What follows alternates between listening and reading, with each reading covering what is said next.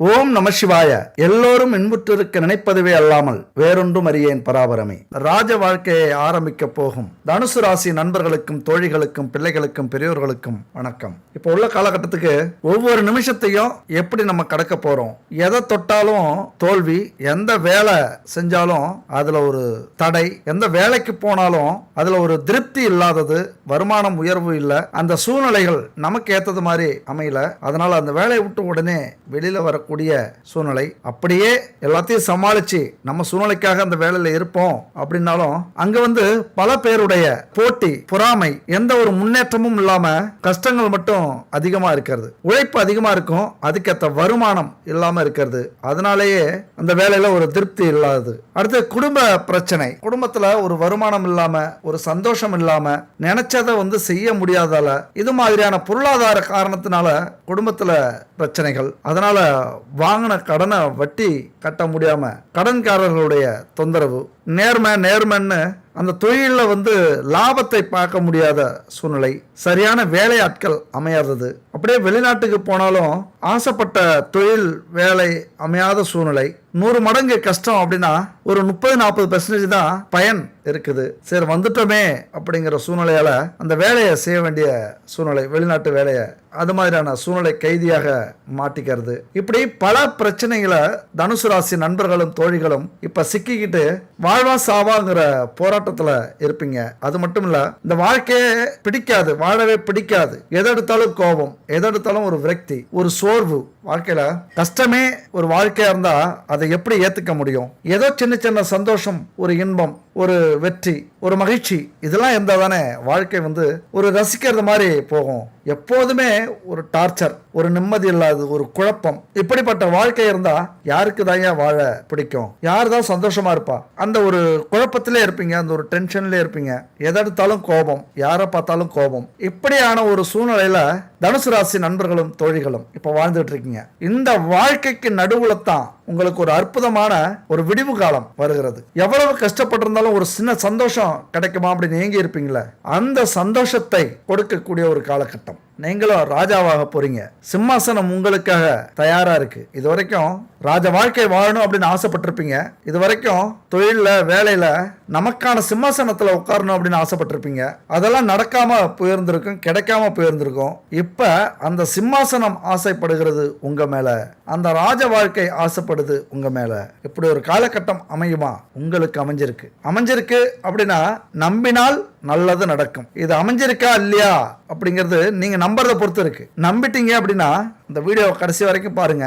எப்படி உங்க வாழ்க்கையை நீங்க எடுத்துக்கிட்டு போகணும், எங்கெங்கெல்லாம் கஷ்டங்கள் வரும், எந்தெந்த கிரக அமைப்பு உங்களுக்கு சாதகமா இருக்க போகுது, பரிகாரங்கள் என்ன செய்யணும், இந்த ஜாதகத்தை எப்படி நம்புறீங்களோ அதே அளவுக்கு இறை வழிபாடும் ரொம்ப முக்கியம். அப்பதான் நம்ம வாழ்க்கையில ஜெயிக்கவே முடியும். நாம ஜெயிக்கிறதுக்கு ஒரு அர்த்தம் இருக்கும். இப்ப இருக்கிற இந்த விரக்தி, கஷ்ட காலம், துன்ப காலம் எல்லாமே ஒழியணும், போகணும், இந்த நரக வாழ்க்கை அழியணும் அப்படின்னா முதல்ல தன்னம்பிக்கையோட அதிலிருந்து மீண்டு வாங்க. முதல்ல அந்த நிலையிலிருந்து வெளியில வாங்க. அதுக்கப்புறம் கிரக அமைப்பு எப்படி இருக்கு அப்படின்னு பார்த்தோம்னா, தனுசு ராசி நண்பர்களுக்கும் தோழிகளுக்கும் உங்க ராசி கட்டத்துல சூரியன் துலாம் ராசியில இருந்து விலகி விருட்சிக ராசிக்கு அமர்ந்திருக்கிறார். அப்ப தனுசு ராசியை பொறுத்த வரைக்கும் விருட்சிக ராசி அப்படிங்கிறது 12ஆம் வீடு. சூரியன் யாரு?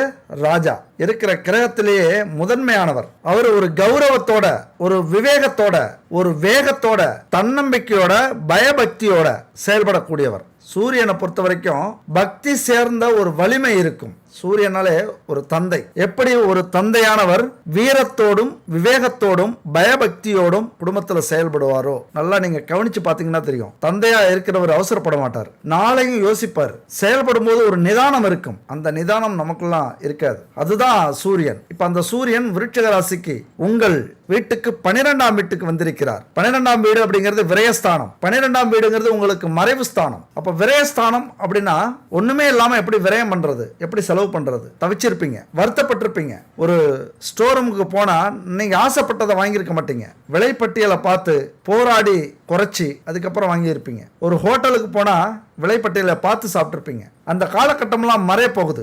ஏதோ ஒரு வகையில இந்த சூரியன் உங்களை முதல் இடத்துல அமர வைக்க போகிறார். அதுக்கப்புறம் உங்களுக்கு இருக்கிற பெயர், புகழ், பொன், பொருள் இது எல்லாத்தையும் கொடுத்து அதுக்கப்புறம் செலவு பண்ண வைப்பார். என்ன விஷயம் அப்படின்னா, விரை செலவு பண்றதுக்கான வாய்ப்புகளை இந்த காலகட்டத்தில் கொடுப்பார். விரை செலவு அப்படின்னா உங்க கையில இருக்கு. தேவையான செலவு, தேவையில்லாத செலவு. ஒரு நல்ல தொழில சம்பாதிக்க வச்சு விரைய செலவு செய்ய வைப்பார். ஒரு நல்ல வேலையில சேர வச்சு விரைய செலவு செய்ய வைப்பார். அந்த செலவை ஒரு நல்ல முதலீடா போட்டீங்க அப்படின்னாலும் அதுவும் செலவு தான். ஆனா ஜோதிடப்படி அது விரைய செலவு. விரோதிகள் இருந்தாலும் இந்த காலகட்டத்தில் அவர்களை இழப்பீர்கள், எதிரிகளை இழப்பீர்கள். அதாவது உங்களை விட்டு விலகுவாங்க எதிரிகளும் துரோகிகளும். அதுபோல இந்த விருச்சிக ராசியில சூரியன் வந்து அமர்றதுனால, 12ஆம் வீட்டுல வந்து சூரியன் வந்து உட்கார்றதுனால எத்தனை இழப்புகளை இதுவரைக்கும் நீங்க சந்திச்சிருந்தாலும் அதை தாங்கிக்கக்கூடிய மன வலிமையை கொடுக்கக்கூடியவர் இந்த சூரிய பகவான். வருத்தப்பட்டு உங்களை சோர்வாக்கி இருப்பீங்க எத்தனையோ நாட்கள். எந்த ஒரு முயற்சியையும் அடுத்தது எடுக்காம விட்டுருப்பீங்க. உங்களால முடியும், நம்மளால முடியும். வாழ்க்கைன்னா இது சகஜம், இது இயற்கை. இழப்பு அப்படிங்கிறது வாழ்க்கையில ஏதோ ஒரு சில நிமிடங்கள் வந்து போகிறது.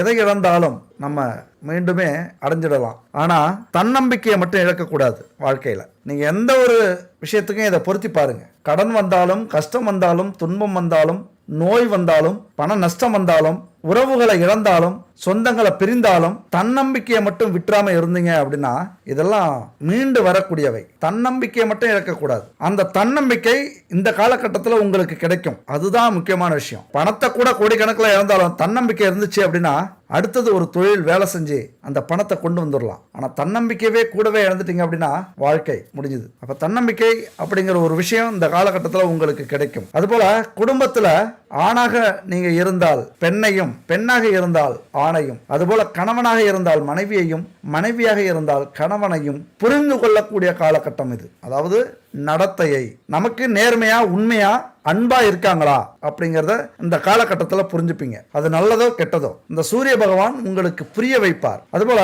வெளிநாட்டுல வருமானம், தொழில், உத்தியோகம், செலவுகள் இதை பத்தி குறிக்கக்கூடிய இடம் இது. அப்ப செலவுகள் செய்தால் சுகம், தூக்கம், நிம்மதி இதெல்லாம் உங்களுக்கு கிடைக்கும். அளவுக்கு அதிகமாக செலவு செஞ்சீங்கன்னா நிறைய இழப்பீங்க. அளவோட செலவு செஞ்சுட்டு அதை ஒரு சேமிப்புங்கிற நிலையில இந்த காலகட்டத்தில் இதுக்கு மேலே வருவீங்க. இது வரைக்கும் என்ன சேமிச்சு என்ன பண்ண போறோம் அப்படின்னு நினைச்சே பல இழப்புகளை சந்திச்சிருப்பீங்க. இனிமே அதில் ஒரு அக்கறை வரும், ஒரு குடும்பத்து மேல ஒரு அக்கறை வரும். இந்த தியாக மனப்பான்மை அப்படிங்கிறதுலையும் ஒரு அளவு இனிமே இருக்கும். நிறைய பேருக்கு உதவி செஞ்சிருப்பீங்க, யாருன்னே தெரியாது அவங்களுக்குலாம் உதவி செஞ்சுட்டு இருப்பீங்க. அதனால நிறைய பொருள் செலவுகள், கடன் வாங்கி கொடுத்துருப்பீங்க, கடன் ஆகியிருப்பீங்க. இல்லைனா உங்கள் குடும்பத்தில் உள்ளவங்களுக்கு செலவு பண்ணி கடனாளியாக ஆகியிருப்பீங்க. ஒரு ஃபங்க்ஷன் கிராண்டாக பண்ணியிருப்பீங்க. இப்படி குடும்பத்துக்காகவும், கணவன் மனைவிக்காகவும், காதலிக்கும் நபருக்காகவும் இப்படி பல இழப்புகளை சந்திச்சிருக்கிற உங்களுக்கு அதையெல்லாம் மீட்டு கொடுக்கக்கூடிய ஒரு காலகட்டமாக இது இருக்கும். அடுத்தது இந்த 12ஆம் இடம் அப்படிங்கிறது சூரியன் அமரும்போது வழக்கு பிரச்சனை இருந்ததுன்னா சரியாயிடும். நிம்மதியான தூக்கம், ஒரு அமைதி, தாம்பத்திய வாழ்க்கையில ஒரு நிம்மதி, ஒரு சந்தோஷம், இது எல்லாத்தையும் இந்த இடம் சொல்லக்கூடியது. கண்டிப்பா 12ஆம் இடத்துல வந்து அமரக்கூடிய இந்த சூரியனால் உங்களுக்கு ஒரு அற்புதமான காலகட்டத்தை உருவாக்கி கொடுக்க போகிறது. அது மட்டும் இல்ல, இதே இடத்துல புதனும் வந்து அமருகிறார். புதனும் வந்து அமர்றதுனால எதையுமே யோசிச்சு செயல்படுவீங்க. இந்த 12ஆம் பாவத்துக்கு அதிபதி யாருன்னு பார்த்தீங்கன்னு வச்சுங்களேன், செவ்வாய் பகவான். இது வரைக்கும் கவனம் இல்லாம செலவு பண்ணியிருப்பீங்க, ஒரு விவேகம் இல்லாம செலவு பண்ணியிருப்பீங்க, அதிரடியா செலவு பண்ணியிருப்பீங்க. அப்ப இதுக்கு மேல எதுலையுமே ஒரு நிதானம் இருக்கும், ஒரு சிந்தனை இருக்கும், ஒரு புத்தியோட செயல்பாடு இருக்கும். நீங்க செய்யற ஒவ்வொரு செலவுக்கும் ஒரு காரணம் இருக்கும். அந்த காரணம் இருந்தால் தான் செலவு பண்ணுவீங்க. உங்களது புத்தியை சரியாக பயன்படுத்தி விரைய செலவுகளை பண்ணக்கூடிய காலகட்டம் இது. நீங்க எதெல்லாம் நினைச்சு உங்க குடும்பத்துக்காகவும், உங்கள் துணைக்காகவும், உங்கள் குழந்தைகளுக்காகவும், உங்கள் உறவுகளுக்காகவும் செய்றீங்களோ அதற்கான முழு பலனும், அதற்கான முழு மரியாதையும் உங்களுக்கு கிடைக்காது. திருமண வாழ்க்கையை பொறுத்த வரைக்கும் கொஞ்சம் மேலோட்டமா தான் நீங்க இருப்பீங்க. ஆனா மனசுல மரியாதை இருக்கும், மனசுல ஒரு நல்லெண்ணம் இருக்கும் அவங்கள பத்தி. ஆனா உங்களை புரிஞ்சுக்க மாட்டாங்க. யாரையுமே நீங்க மதிக்கல அப்படின்னு தான் உங்களை சொல்லுவாங்க. குடும்பத்துல எந்த பிரச்சனை வந்தாலும் உங்களால வருது அப்படின்னு நினைப்பாங்க, அப்படின்னு சொல்லுவாங்க. உண்மையா சொல்லப்போனா விட்டு கொடுத்து போகணும்னு நீங்க நினைச்சாலும் உங்க சூழ்நிலை உங்களை விட்டு கொடுக்க வைக்காது. வேலையா இருந்தா சொல்ல வேண்டியதில்லை, பெரிய பிரளயமே நடக்கும் வேலையில. தொழிலும் அப்படிதான். அங்க நீங்க என்ன செய்வீங்க தெரியுமா? உங்க சைடுல இருந்து சரியா இருக்கணும் அப்படின்னு நினைப்பீங்க. இந்த அதிகாரிக்கு பயந்து ஒரு வேலை செய்யறது, இந்த அக்கம் பக்கத்துல வேலை செய்யறவங்க நம்மள என்ன நினைப்பாங்களோ அப்படின்னு நினைச்சுக்கிட்டு வேலை செய்யறது, இந்த காக்கா பிடிக்கிறது அலுவலகத்துல, அது மாதிரி தொழில அநியாயத்துக்கு சம்பாதிக்கிறது, அநியாயத்துக்கு லாபத்தை வச்சு வச்சு விற்கிறது அல்லது பிசினஸ் பண்றது அல்லது கலப்படமான பொருள் சேர்க்கறது, இதெல்லாம் தொழிலை பொறுத்த வரைக்கும் சுத்தமா இருக்கணும் அப்படின்னு நினைப்பீங்க. இந்த சுத்தம், உண்மை, நேர்மை இதுவே உங்களுக்கு பெரிய பிரச்சனையா வரக்கூடிய அமைப்பு இந்த காலகட்டத்தில். இதனால கண்டிப்பா நீங்க பிரச்சனையை சந்திச்சிருப்பீங்க. தொழில் நஷ்டமா இருக்கும், வேலையை விட்டு நீங்க இருப்பீங்க, இல்ல குடும்பத்துல பிரச்சனையாகி பிரிஞ்சிருப்பீங்க, வெளிநாட்டில இருந்து திரும்ப வந்திருப்பீங்க, அல்லது எந்த துறையாக இருந்தாலும் அந்த துறையில இருந்து நீங்க விலக்கி வைக்கப்பட்டிருப்பீங்க. ஏன்னா உங்களது உண்மைக்கும் நேர்மைக்கும் உழைப்புக்கும் கிடைச்ச பரிசு. இதே தான் உங்க குடும்பத்திலையும் நடக்கும். உங்களை புரிஞ்சிக்க மாட்டாங்க. அப்பதான் நீங்க சோர்ந்து போய் துவண்டு போயிடுவீங்க. நம்முடைய வாழ்க்கையில இந்த அவமானம், துன்பம், கஷ்டம் இதெல்லாம் மாறி மாறி வரக்கூடியது. இரவும் பகலும் மாறுறது மாதிரி. எப்பவுமே வாழ்க்கையில துன்பம் இருந்தா வருத்துரும், எப்பொழுதுமே வாழ்க்கையில இன்பம் இருந்தா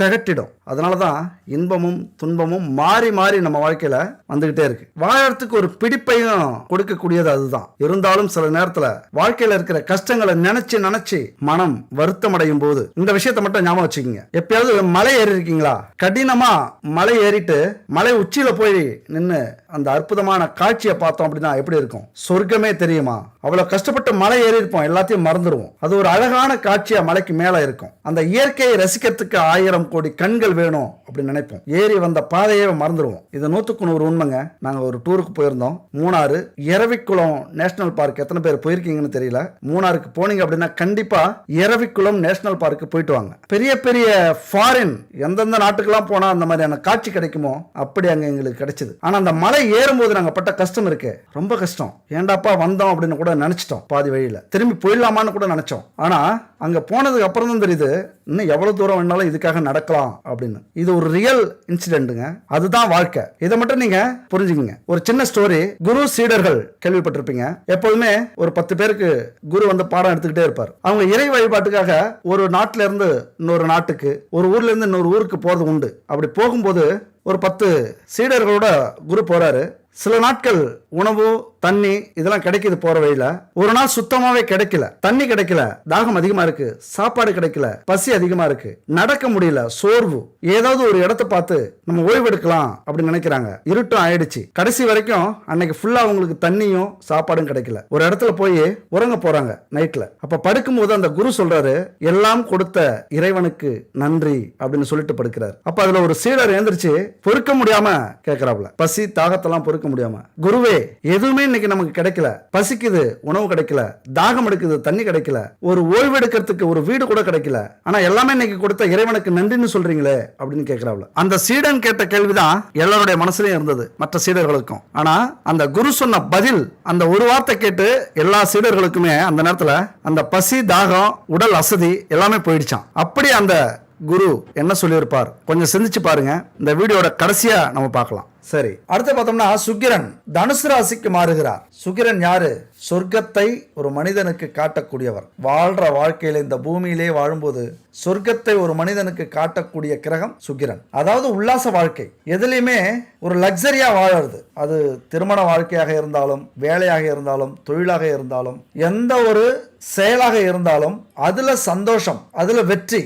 அது மாதிரியான காலகட்டத்தில் இப்ப சுக்கிரன் தனுசு ராசிக்கு வந்திருக்கிறார். தனுசு ராசி உங்கள் வீடு. உங்க வீட்டுக்கு சுக்கிர பகவான் வந்திருக்கிறார். இந்த வீட்டுக்கு அதிபதி யாரு? குரு பகவான். முக்கியமா காதல் மற்றும் திருமண வாழ்க்கைக்கு சொந்தக்காரர் சுக்கிர பகவான். அதாவது உல்லாச வாழ்க்கைக்கு, சிற்றின்ப வாழ்க்கைக்கு, திருமண காதல் வாழ்க்கைக்கு முக்கியமானவர் சுக்கிர பகவான். உங்களது தாம்பத்திய வாழ்க்கை சிறப்பா இருக்க போகுது. குடும்பத்துல கணவனும் மனைவியும் அந்யோன்யமா இருக்க போறீங்க. ஒரு கரடு முரடான வாழ்க்கையை வாழ்ந்துகிட்டு இருக்கிற உங்க வாழ்க்கையில ஒரு அழகு, ஒரு மென்மை, ஒரு அமைதி, மனசுல ஒரு நிம்மதி ஏற்படும். நீங்க எவ்வளவு சிக்கல்ல இருந்தாலும் சரி, எவ்வளவு குழப்பத்துல இருந்தாலும் சரி, எவ்வளவு பிரச்சனையில இருந்தாலும் சரி, அழகா மாறுவீங்க. பெண்களாக இருந்தால் சொல்லவே வேண்டாம், அழகு தேவதைகளாக மாறக்கூடிய அமைப்பு. 1000 பிரச்சனைகள் இருக்கும், இதுக்கு மேல சிந்திக்க ஆரம்பிச்சிருவீங்க. உங்கள் அழகு மிளிரும். அழகு அப்படிங்கிறது உடல் அழகு மட்டும் இல்ல, மன அழகு, சிந்திக்கிற அழகு, செயல்படுகிற அழகு. அது எந்த இடத்துலையுமே நீங்க அழகா இனிமே செயல்பட போறீங்க.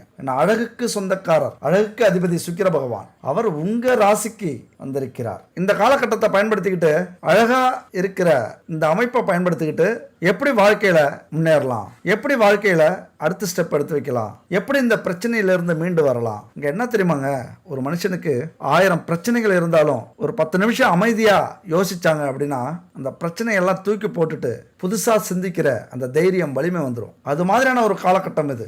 உடல் தோற்றம், பொலிவு, நல்ல குணம், நல்ல எண்ணம், நல்லா சம்பாதிக்கணும், நல்ல குடும்பத்துக்காக செலவு பண்ணணும், நம்மளை நம்பி வந்தவங்களுக்கு செலவு பண்ணணும் அப்படிங்கிற எண்ணங்களை உதிக்கக்கூடிய ஒரு அமைப்பு. நல்லா சந்தோஷமா வாழணுங்கிற எண்ணம் அதிகமாக வர்றதுனால அதுக்கேற்ற உழைப்பு இனிமே உங்கள்கிட்ட இருக்கும். அதுபோல இதுவரைக்கும் செல்வங்களை தேடி நீங்க ஓடி இருப்பீங்க, செல்வம் உங்களை தேடி வரும். ஒரு ஈர்ப்பு சக்தி உங்களுக்குள்ளார உருவாகும். புது ரத்தம் பாயும். சூடு ரத்தமா இருந்திருக்கு இது வரைக்கும், இனிமே புது ரத்தம் பாய்ஞ்சு அந்த ரத்தத்துக்குள்ளார ஒரு அமைதி, அந்த அமைதியால நீங்க செயல்படக்கூடிய விஷயத்துல வெற்றி.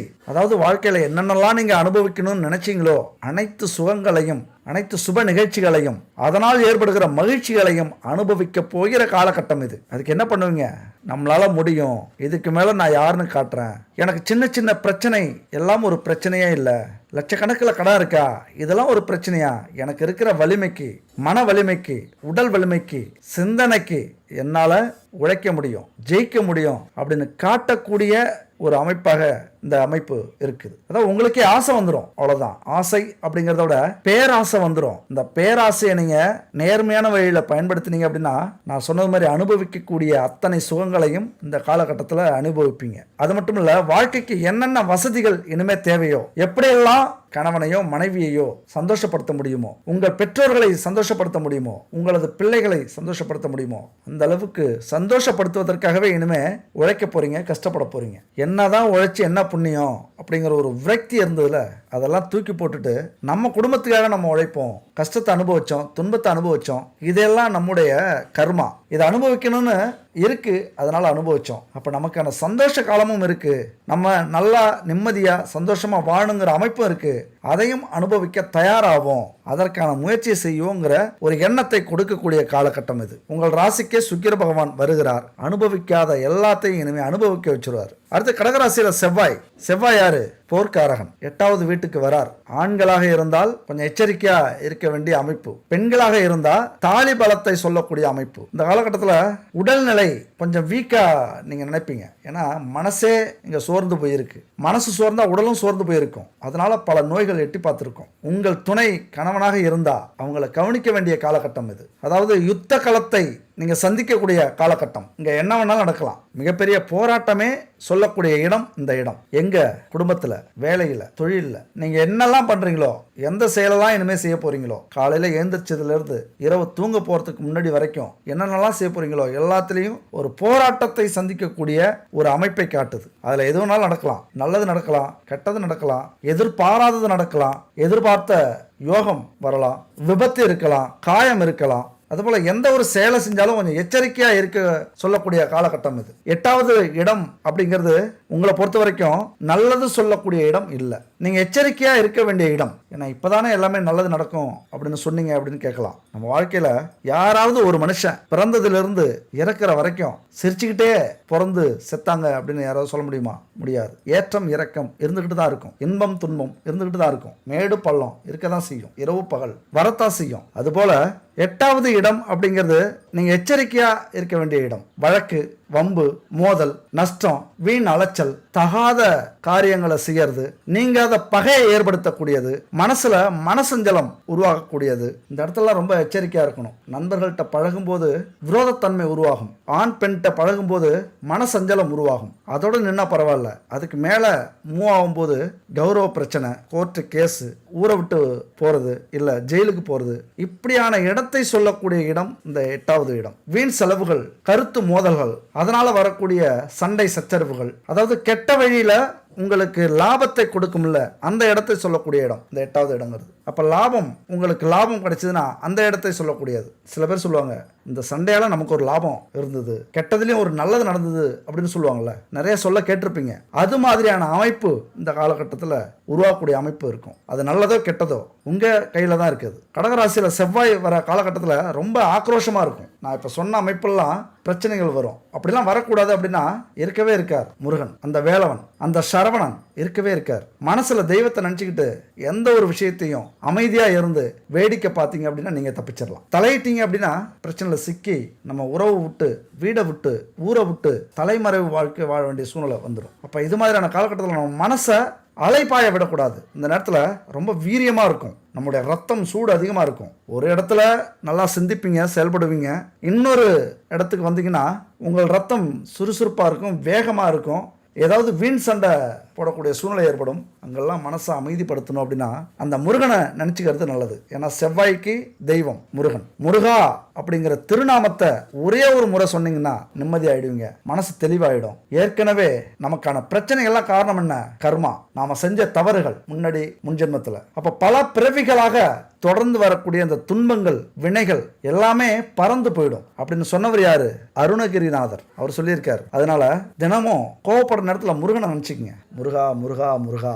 அவருடைய திருநாமங்கள், மந்திரங்கள், பெண்களாக இருந்தால் கந்த சஷ்டி கவசம், அவருடைய திருப்புகள், இதெல்லாம் படிங்க, பாருங்க. இல்லை ஏதாவது ஒரு பிரச்சனை வருது, ஓம் சரவண பவ ஒரு 10 முறை சொல்லுங்களேன், அப்படியே அமைதியாயிடுவீங்க. அப்படியே மனசுல ஒரு தெளிவு வரும். இந்த பிரச்சனை நமக்கு தேவையா தேவையில்லையா, இந்த இடத்துக்கு நம்ம போகணுமா போக வேண்டாமா, இவன் கூட சேர்ந்து நம்ம பயணிக்கலாமா பயணிக்க வேண்டாமா, இவனை அடிக்கணுமா அடிக்க வேண்டாமா, இந்த ஆள்கிட்ட சண்டை போடணுமா போடக்கூடாதா, இந்த பொண்ணுகிட்ட பேசணுமா பேசக்கூடாதா, ஒரே ஒரு வார்த்தை ஓம் சரவண பவ, ஓம் சரவண பவ, அவ்வளவுதான். மனசு அப்படியே அமைதியாயிடும், நிம்மதியாயிடும். இங்க உங்களுக்கு பிரச்சனை யாரால தெரியுமா?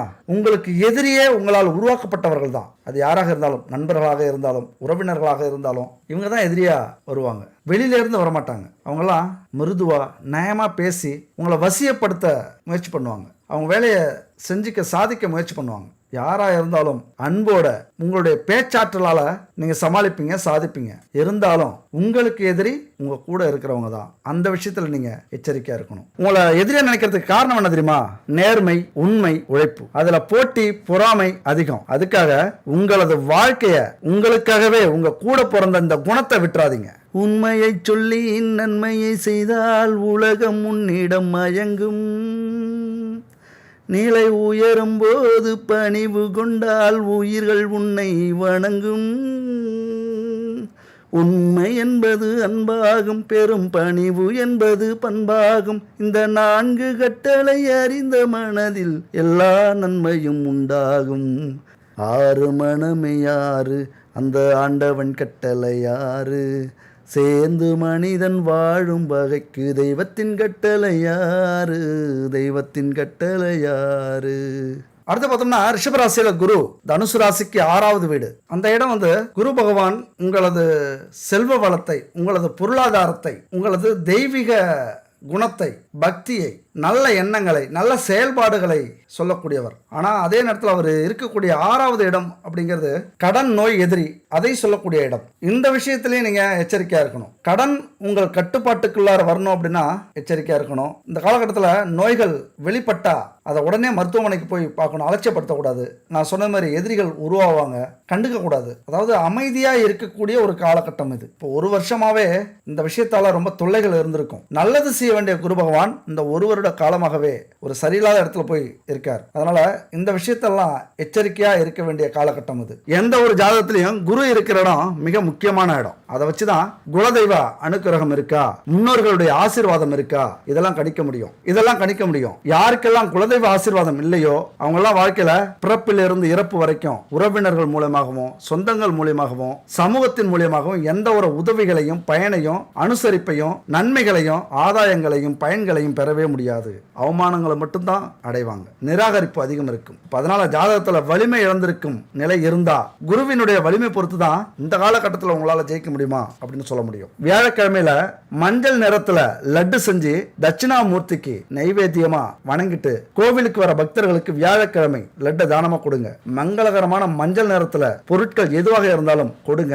குருவின் பலன் உங்களுக்கு முழுசா கிடைக்கும். கண்டிப்பா உங்க வாழ்க்கையில மிகப்பெரிய மாற்றத்தை அது ஏற்படுத்தும். அடுத்தது மீன ராசியில ராகு பொறுத்த வரைக்கும் ரொம்ப எதிர்பார்ப்பு அதிகமா உருவாக்குவார். ரொம்ப ஒரு விஷயத்துல ஆசைப்பட வைப்பார். செல்வத்து மேல, நிலம், சொத்து மேல, நண்பர்களுடைய ஆதரவு, அதாவது நண்பர்கள்ட்ட எதிர்பார்க்கறது அதிகமா, உறவினர்கள்ட்ட எதிர்பார்க்கறது, ஒரு எதிர்பார்ப்பை அதிகமா உருவாக்கக்கூடியவர், பிரம்மாண்டமா செய்யணும் அப்படின்னு நினைக்கக்கூடியவர். ஒரு நிகழ்ச்சியாக இருந்தாலும், ஒரு தொழிலாக இருந்தாலும், ஒரு வேலையாக இருந்தாலும் பிரம்மாண்டமா எதிர்பார்த்து பிரம்மாண்டமா செய்ய வச்சு உங்க ஜாதகத்துல நல்ல கிரக அமைப்பு இருந்தது அப்படின்னா அது நல்ல வெற்றியை கொடுக்கும். கெட்ட கிரக அமைப்பு இருந்தது அப்படின்னா அதுல பிரச்சனையை உருவாக்கும். ஆனா அந்த காலகட்டத்தில் யோசிச்சு நீங்க பிரம்மாண்டமா செயல்பட்டீங்க அப்படின்னா மிகப்பெரிய வெற்றியை உங்களால் அடைய முடியும். உங்கள் சிந்தனை மேலோட்டமா இருக்கணும். உங்கள் சிந்தனை பாசிட்டிவா இருக்கணும். எந்த அளவுக்கு பாசிட்டிவா இருக்கோ அந்த அளவுக்கு உங்களால ஜெயிக்க முடியும். அடுத்து கன்னிராசியில கேது இருக்கிறார். கர்மஸ்தானம், தொழில் ஸ்தானம். உங்களுடைய தொழிலும் வியாபாரமும்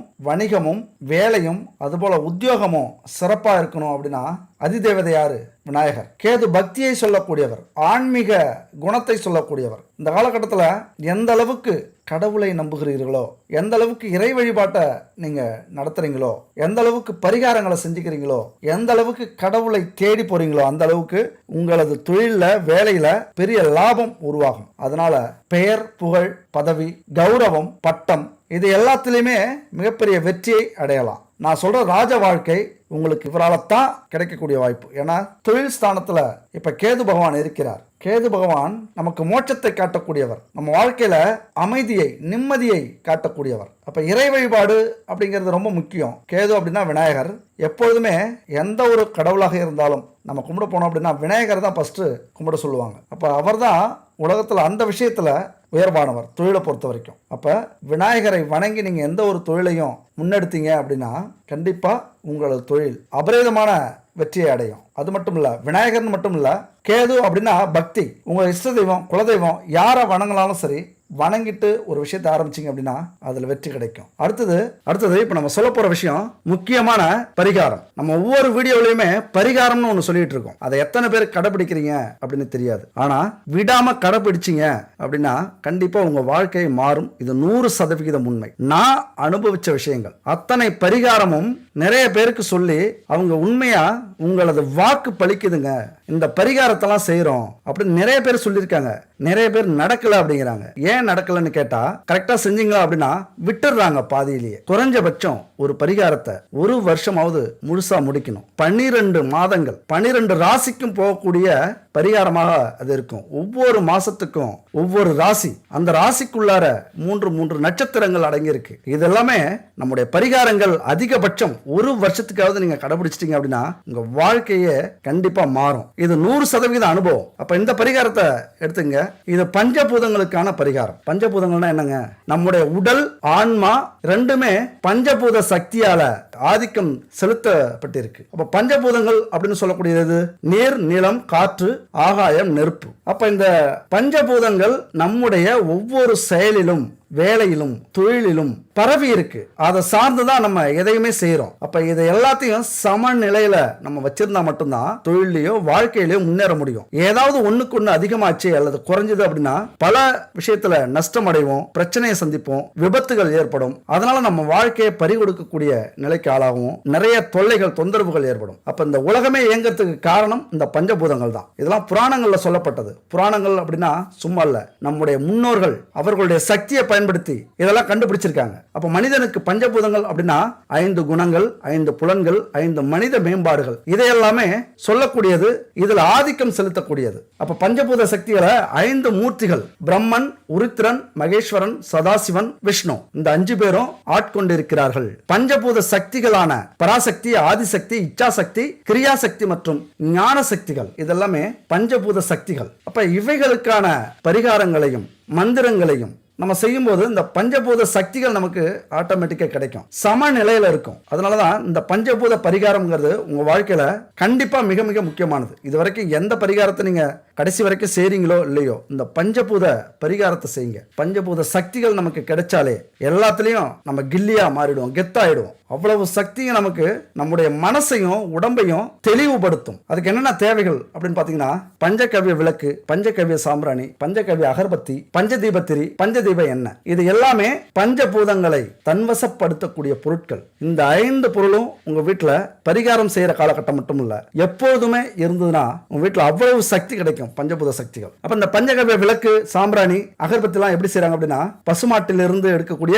நெய், தயிர், பால், சாணம், கோமியம் இதிலிருந்து தயாரிக்கக்கூடியது பஞ்சகவ்ய விளக்கு, சாம்பிராணி, அகர்பத்தி. அதுபோல பஞ்சதிபை திரி அப்படின்னா எதுனா, பஞ்சு திரி, நூல் திரி, எருக்கந்திரி, வாழைத்தண்டு திரி, தாமரை திரி, இது பஞ்சதீப திரி. அதுபோல பஞ்சதீப எண்ணெய் எப்படின்னா, வேப்பெண்ணெய், விளக்கெண்ணெய், பசு நெய், சுத்தமான பசு நெய், கடையில் கிடைக்கிற டூப்ளிகேட் நெய் இல்ல, சுத்தமான பசு நெய், இலுப்ப எண்ணெய், தேங்காய் எண்ணெய், இதெல்லாமே கலப்படம் இல்லாத எண்ணெய்களா கலந்த பஞ்சதீப எண்ணெய். அப்ப இந்த பஞ்சபூத பொருட்கள் மிக மிக முக்கியமானது இந்த நவக்கிரக பரிகாரத்துக்கு. அப்ப கடையில கிடைக்கிற இந்த பொருட்கள்லாம் உண்மையா கலப்படம் இல்லாம இருக்குமா அப்படின்னா 100% நம்ப முடியாது. கலப்படம் இல்லாத பொருட்கள் மட்டுமே முழு பலனையும் நமக்கு கொடுக்கக்கூடியது. கடவுளுக்கு தானே அப்படின்னு அலட்சியப்படுத்திட்டு எங்கேயோ கிடைக்கிற பொருட்களை வாங்கி நம்ம பயன்படுத்தணும் அப்படின்னா கண்டிப்பா அதற்கான முழு பலனும் கிடைக்காது. முதல் விஷயம் இதுதான். அப்ப கடையில இதெல்லாம் சுத்தமா கிடைக்குதா அப்படின்னா சந்தேகம்தான். அப்போ உங்களுக்கு சுத்தமான கலப்படம் இல்லாத இந்த பொருட்கள் வேணும் அப்படின்னா குட் பேபியை கனெக்ட் பண்ணுங்க. இந்த நம்பர் தான்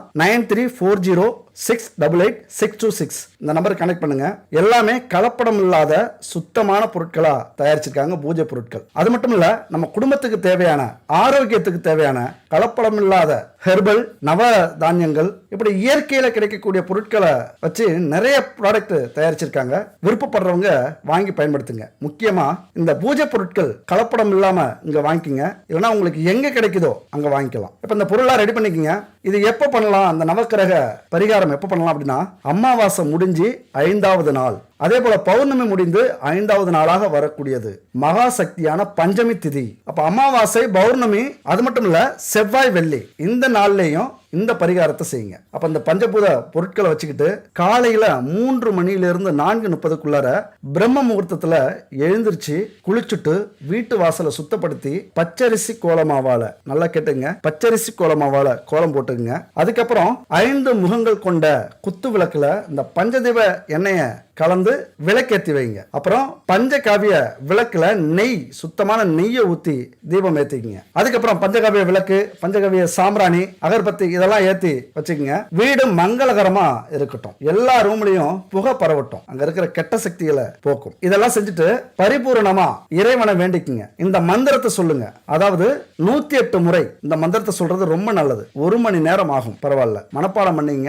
108 முறை இந்த மந்திரத்தை சொல்லணும். பஞ்சபூதத்திக தேவகா ஓம் ஸ்ரீ பஞ்சமி தேவியே நமக, பஞ்சபூதத்திக தேவகா ஓம் ஸ்ரீ பஞ்சமி தேவியே நமக அப்படிங்கிற இந்த மந்திரம் 108 முறை ஒவ்வொரு நாளுமே சொல்லுங்க. இந்த விளக்கு 24 மணி நேரம் எரியணும். நீங்க எப்ப தீபம் ஏத்துறீங்களோ அந்த நேரம் 24 மணி நேரம் அடுத்த நாள் வரைக்கும் இந்த விளக்கு எரிஞ்சுட்டு இருக்கணும். அப்ப இது மாதிரியான பரிகாரத்தை நீங்க செய்றீங்க, 1 வருஷத்துக்கு செய்றீங்க அப்படின்னா மிகப்பெரிய மாற்றத்தை உங்க வாழ்க்கையில இந்த பரிகாரம் ஏற்படுத்தும். இந்த பரிகாரத்துல எல்லாமே அடங்கிடும். பூமியில இருக்கிற அத்தனை நிலம், நீர், காற்று, நெருப்பு இது எல்லாத்தையும் தன்வசப்படுத்திடும். மனிதர்கள்ல இருந்து, மிருகங்களிலிருந்து, மிஷினரியிலிருந்து எல்லாமே நம்முடைய வசமாகிடும். தொழில் செய்யறவங்களாம் இதை கண்டிப்பா செய்யுங்க. மிகப்பெரிய மாற்றம் உங்க வாழ்க்கையில 1 வருஷத்துல நடக்கல அப்படின்னா நான் பரிகாரம் சொல்றதே விட்டுருவேன். முறையா கடைபிடிங்க. நான் சொன்னதை எப்படியோ அப்படி முறையா கடைபிடிங்க. உங்க வாழ்க்கையில கண்டிப்பா மாற்றம் ஏற்படும். இப்ப வீடியோட கடைசிக்கு வந்துட்டோம். நான் முன்னாடி ஒரு ஸ்டோரி சொல்லியிருந்தேன். அந்த